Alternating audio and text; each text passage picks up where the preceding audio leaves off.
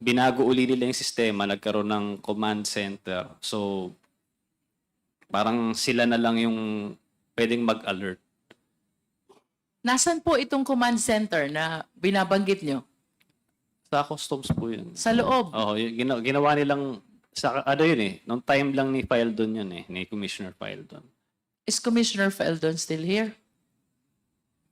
So you were saying they established this command center right inside the Bureau of Custom, which has the control over alerting whichever shipment they want? Yes.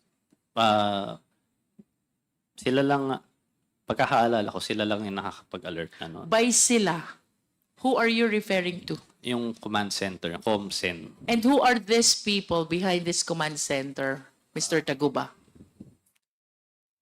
Nakalimutan ko na yung